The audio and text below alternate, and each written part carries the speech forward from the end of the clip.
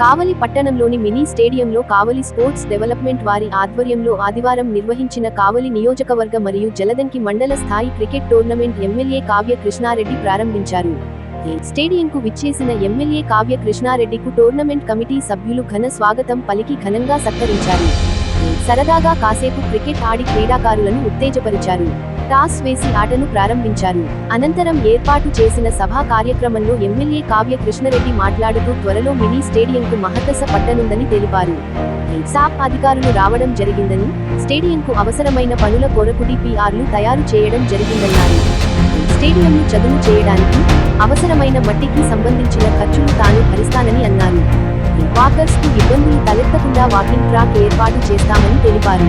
శారీరక, మానసిక ఉల్లాసానికి క్రీడలు అవసరమని తెలిపారు.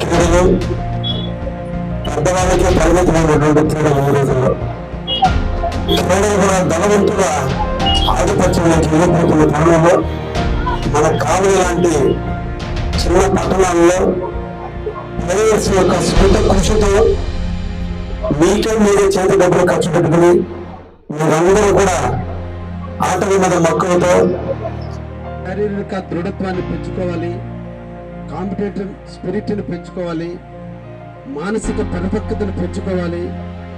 అట్ ద సేమ్ టైం జీవితంలో ఏదో ఒక ఈవెంట్లో ఒక నాణ్యతని క్వాలిఫైడ్ ఉండాలనే ఆలోచనతో ఈరోజు నిజంగా నాకు కూడా చాలా సంతోషంగా ఉంది.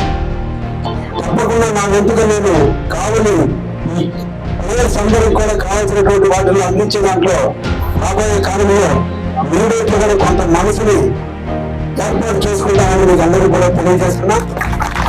అంటే డెవలప్మెంట్ యాక్టివిటీస్ లో రోజువారీ సమస్యల్లో కనుమరుగైపోతూ ఉంది.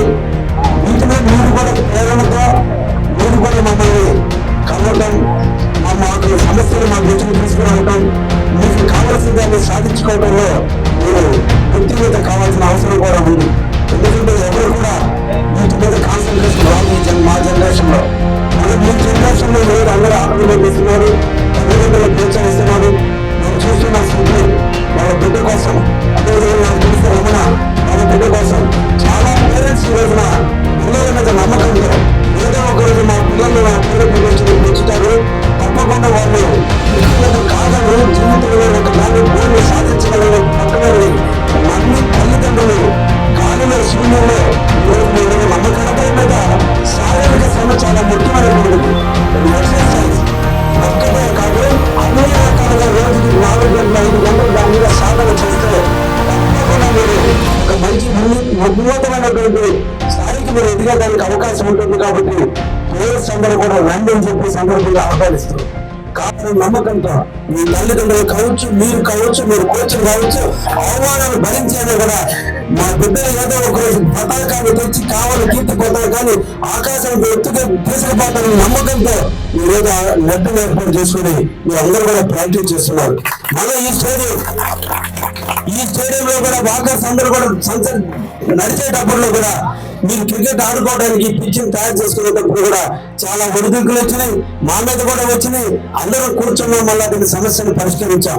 తప్పకుండా మా సిద్ధి అడిగినట్టు ఆ మట్టి ఎంత అవుతుందో ఎక్కడ తెచ్చుకుంటారో తెచ్చుకోండి, ఆ డబ్బులు నేనే ఇస్తాను కూడా మళ్ళీ మరొకసారి మీకు హామీ కూడా ఇస్తున్నా. ఇంకా కూడా స్టార్ట్ డిపార్ట్మెంట్ కూడా పోస్ట్ అథారిటీ మీడియా ద్వారా ఇవన్నీ కూడా మినిస్టర్ని తీసుకొచ్చా, అదేవిధంగా శాఖ చైర్మన్ కూడా తీసుకురావడం జరిగింది. అయితే రావడం పోవడమే కాదు, దీని మీద కూడా డిపిఐ తయారు చేయాలి. దీనికి కావాల్సినటువంటి అవసరాలు ఏంటో చూడాలి.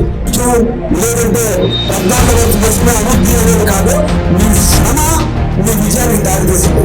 మీరు ఎక్కడ స్వెట్ ఉంటుందో, ఎక్కడ చెమట ఉంటుందో దాని పక్కనే విజయం ఉంటుంది. కాబట్టి ఏదో అయిపోతాం, మన వల్ల కాదు, మన తల్లిదండ్రులు లేదు అనేది కాదు. మీరంటే కాన్సన్ట్రేట్ చేసి మీరు మీ దాంట్లో సాధించాలని తప్పని మీరు ఉన్న రోజు మిమ్మల్ని ఎత్తుకుంటే మాలాంటి వస్తారు. పేరు పక్కన భుజం చేసి ఫోటో దిగుతారు.